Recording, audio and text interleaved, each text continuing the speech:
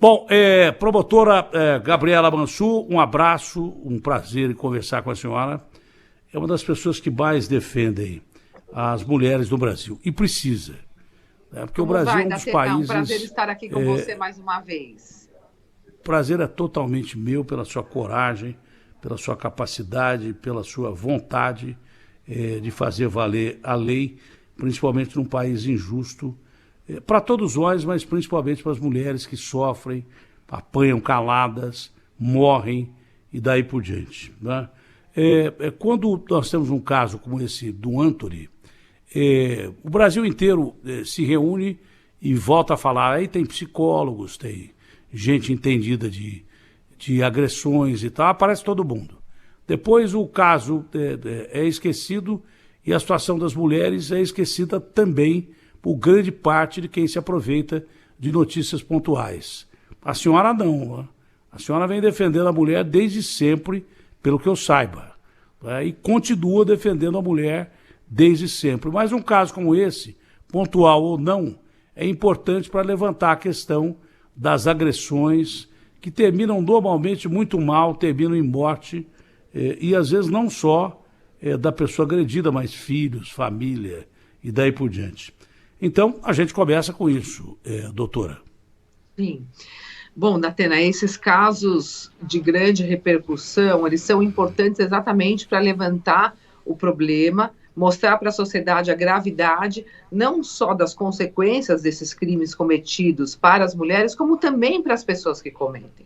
Por isso que é indispensável que nós já desde cedo já mostremos para esses meninos que vão se tornar provavelmente grandes jogadores de futebol, quais são as consequências desastrosas na vida deles, inclusive na vida profissional, de forma a não banalizar a violência contra a mulher, não naturalizar esses comportamentos e demonstrar que é crime, que se for cometido tem uma consequência e que isso vai acarretar prejuízos futuros na vida profissional deles. Então você vê uma pessoa, um jogador como o Anthony, que tem uma carreira nacional e internacional, que vai ter graves sequelas desses crimes cometidos. Provavelmente ele vai perder uma entrada nos times, nos clubes de futebol, por conta da violência contra as mulheres. E esses crimes hoje em dia, de violência contra as mulheres, eles de fato requerem uma providência imediata das pessoas que comandam empresas, que comandam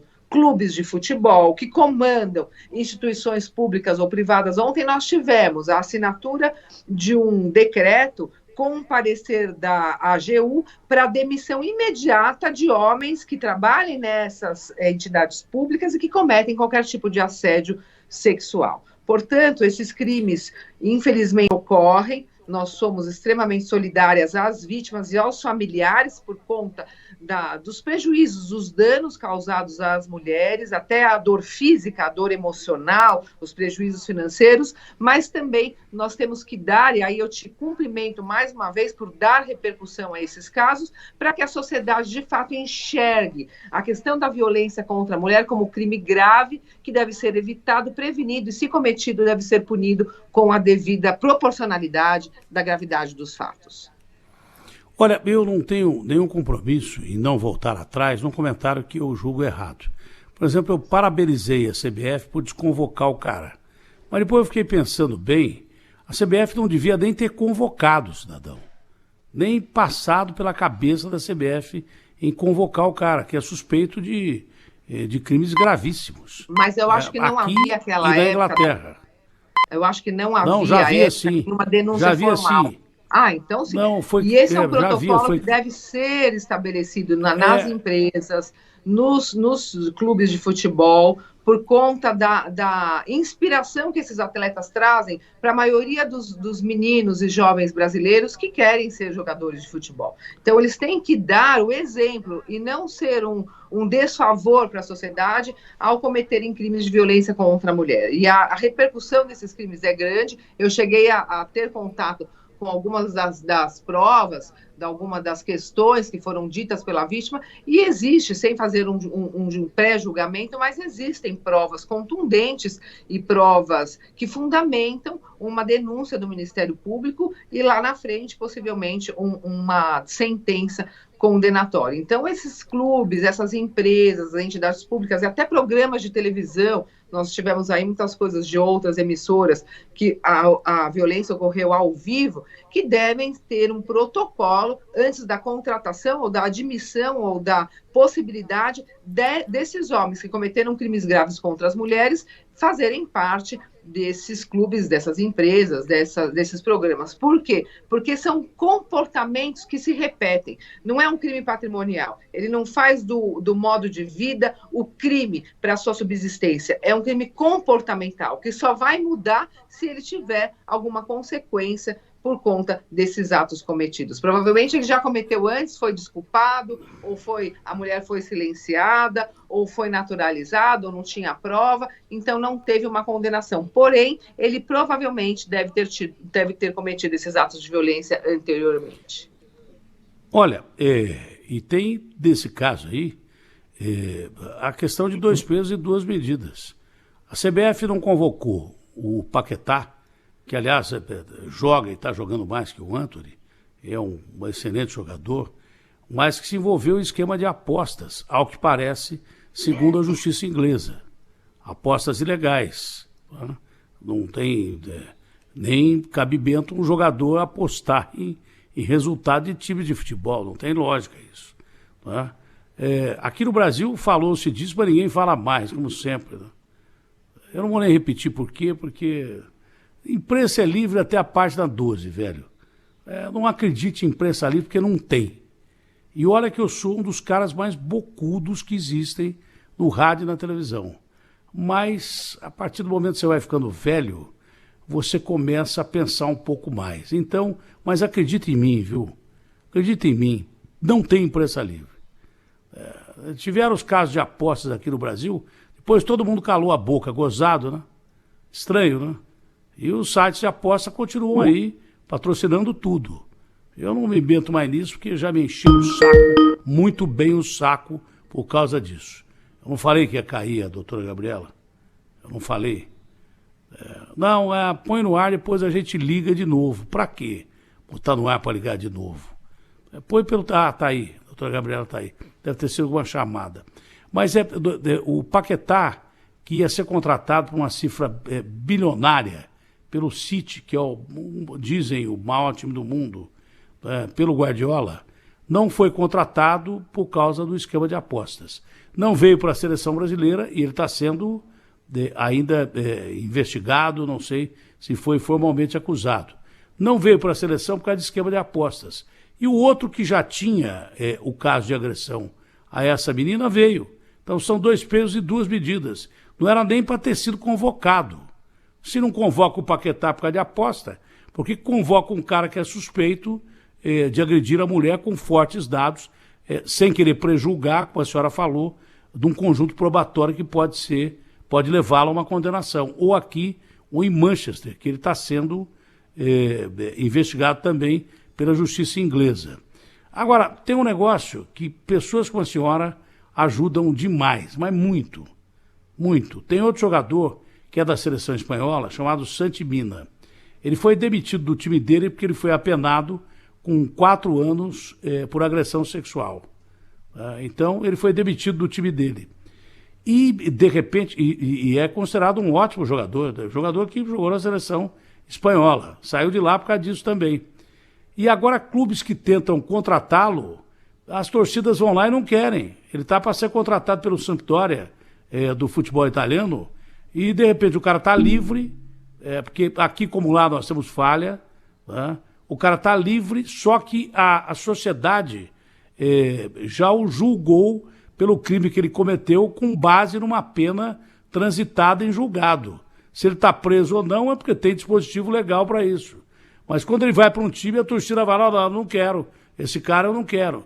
Então, gente como a senhora é muito importante para conduzir essa ideia de que bater em mulher está errado.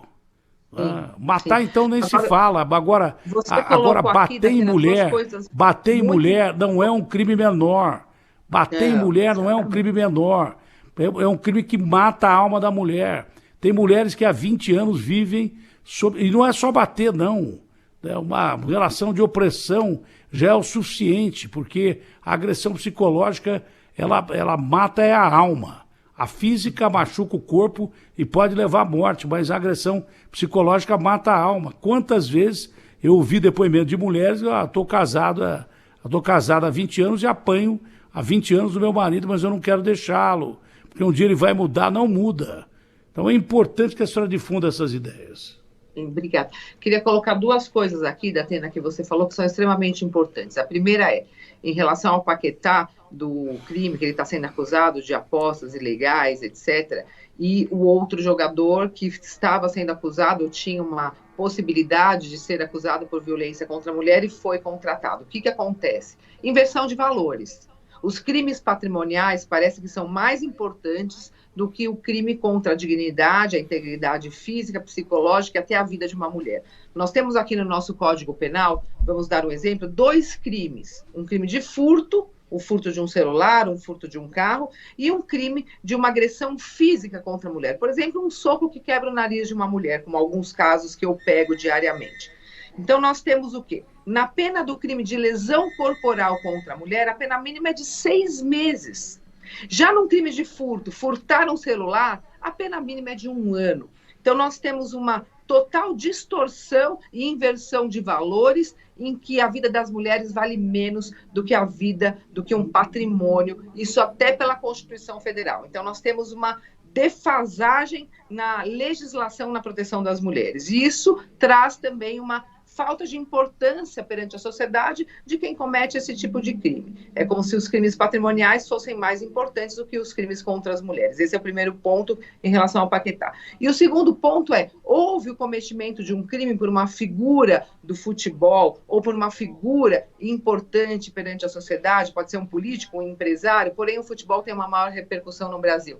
O que acontece também? Os patrocinadores, as empresas que patrocinam os clubes de futebol não aceitam mais esse tipo de comportamento dos jogadores. Então, eles ameaçam de retirar os patrocínios, eles ameaçam de apoiar aquele time, aquele jogador por conta do comportamento socialmente inaceitável e até criminoso por esses jogadores. Então, os clubes tendem a não aceitar esse tipo de comportamento entre os jogadores e isso repercute, obviamente, socialmente. Então, existe o compliance nas empresas que impede a contratação ou o patrocínio de qualquer time de futebol que tem entre os seus jogadores homens que são acusados de qualquer tipo de violência contra as mulheres. Então, tem uma repercussão econômica, tem uma repercussão financeira também, a questão da violência contra a mulher. Agora, eu só quero fazer um elogio a você. Você está muito elegante hoje falando de violência contra a mulher com esse moletom cor-de-rosa.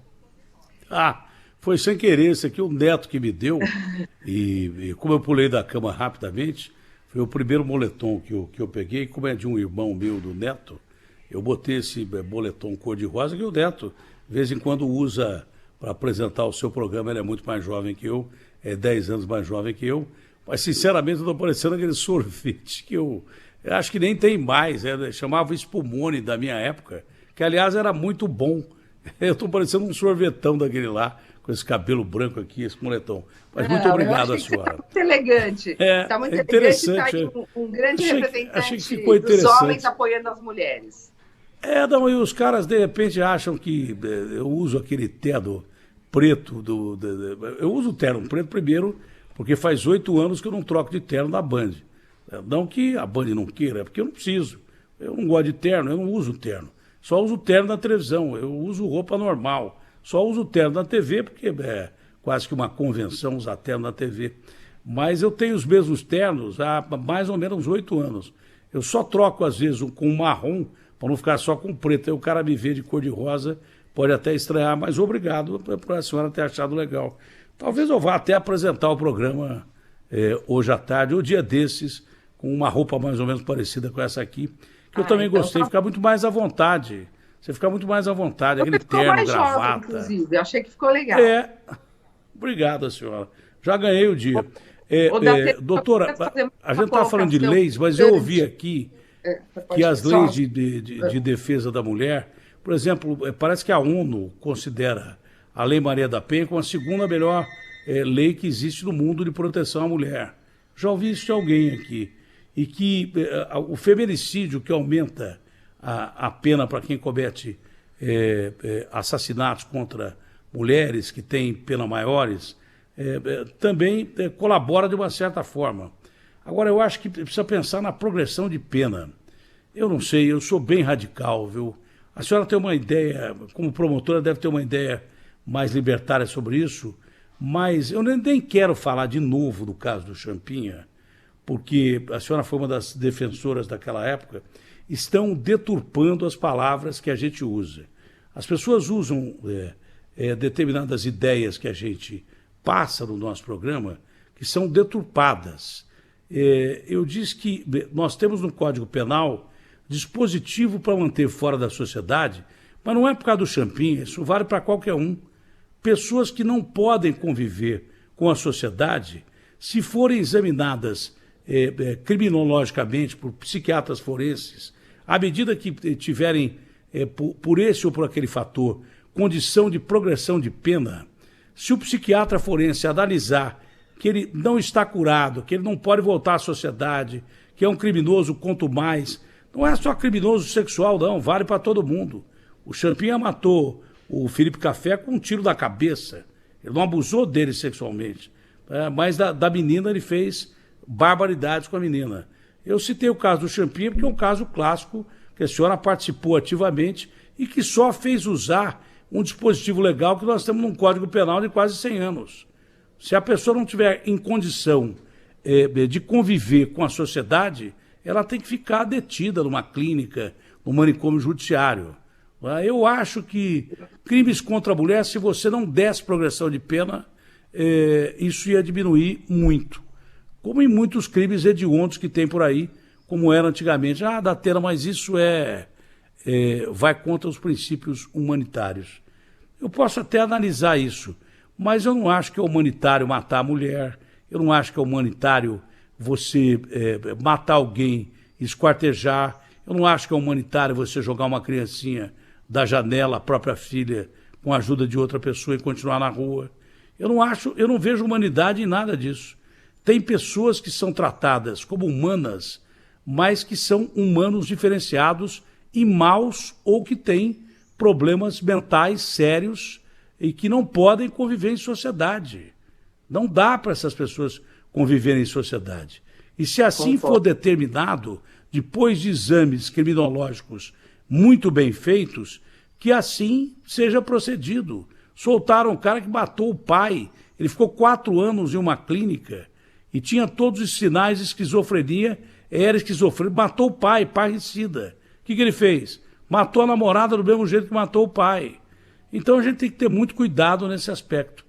É claro que tem crimes que você tem que dar a progressão de pena, porque o cara tem chance de ser ressocializado, claro. Eu não sou radical, sabe? Agora, tem casos em que são casos excepcionais e que são humanos diferenciados, que chegam próximo de não ser humanos. Né? Então, é isso que eu digo. Então, que não confunda o que eu disse aí. Sim. O Datena, queria só colocar também aqui 2 coisas importantes que você levantou. Primeiro é a questão exatamente do cumprimento das penas. Nós temos leis rígidas, nós temos uma legislação extremamente avançada na proteção dos direitos das mulheres, porém, nós temos um sistema de execução penal, de processo penal muito brando para os crimes de violência contra a mulher. E eu defendo uma legislação mais rígida na progressão de regimes, na concessão de benefícios processuais para homens que cometem esse tipo de crimes e também nessa questão do início de cumprimento de pena. Tem que iniciar o cumprimento de pena em regime fechado, tem que retirar aquela pessoa da sociedade. Tanto ele é um perigo para a sociedade, como para a própria vítima e familiares da vítima, e agora também para os operadores do direito que estão defendendo aquela mulher. Eu constantemente sou atacada, sou ameaçada por ser uma mulher que defende direitos das mulheres. Como a vítima direta não sou eu, é aquela mulher, mas indiretamente me atacando vai fazer com que eu impeça, vai tentar fazer com que eu seja impedida de defender aquela mulher por me sentir intimidada ou ameaçada. Então, nós defendemos, sim, uma rigidez no cumprimento de pena nos crimes de violência contra a mulher. E a segunda questão que eu queria colocar, eu nem me manifestei quando eu vi algumas matérias na mídia semana passada, mas eu pergunto, por que não me consultaram? Se eu fui a promotora de justiça responsável por 8 anos do caso do Champinha, fizeram uma matéria extremamente, ao meu ver, fora do contexto jurídico técnico, deixando a impressão para a sociedade de que havia qualquer abuso de autoridade na condução do processo do Champinha. E saiu que ele está há 17 anos afastado. A questão é que ele cometeu um crime enquanto menor. Até os 21 anos aplicava-se o ECA. Dos 21 anos em diante não se aplicava nem o ECA, tampouco o Código Penal, porque ele não era submetido à legislação penal, porque ele não cometeu um crime, ele cometeu um ato infracional. Então ele ia fazer 21 anos e o quê? Coloca ele na rua? Qual é a resposta que nós vamos dar para os familiares das vítimas, do Felipe Café e esqueci o nome dela, e da moça que foi assassinada brutalmente? Liana. Qual é a resposta que a gente vai dar para a sociedade? Qual é o incentivo que nós vamos indiretamente dar para criminosos, contumazes de crimes contra as mulheres, como se a nossa vida não valesse nada, como se a família que tantas pessoas defendem não valesse nada, porque ali nós tivemos 2 adolescentes mortos, assassinados, que destruiu a vida daquelas famílias. Então, qual é a resposta do sistema de justiça para a sociedade brasileira? Então, eu defendo até hoje que ele deveria, sim, estar afastado da sociedade por ser um perigo. E quem tem que criar o aparato necessário para que ele se ressocialize e possa voltar à sociedade é o poder público, e não a sociedade que tem que pagar o preço de conviver com uma pessoa tão perigosa, que cometeu um crime tão cruel contra uma mulher e um jovem brasileiro. Essa é a nossa resposta e eu continuo defendendo. Você falou que você é bocuda, eu também sou, por isso que a gente combina nas entrevistas. É verdade.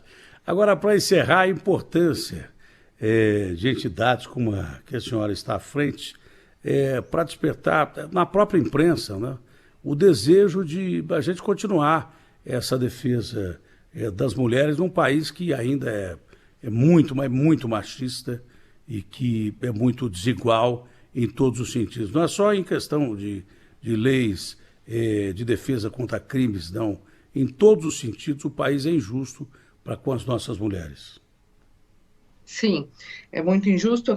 Aqui eu só quero também fazer pegar um gancho do que você estava falando antes de começarmos essa entrevista, a questão de que ontem ou anteontem, o secretário de Segurança Pública, o delegado Derrite, ele, juntamente com o Tribunal de Justiça do Estado de São Paulo, aprovou a concessão imediata de tornozeleiras eletrônicas para os homens que cometem violência contra a mulher, são presos em flagrante e Parabéns. Na audiência de custódia eles são postos em liberdade, porém com medidas protetivas, e a fiscalização das medidas protetivas, que é algo que eu defendo já há muito tempo. A medida protetiva não pode ser um papel na mão da mulher, apenas algo que não fosse um símbolo ou um escudo de proteção. Agora, com a fiscalização dessas protetivas, e aí nós começamos com a tornozeleira eletrônica. Pode evitar o crime, né?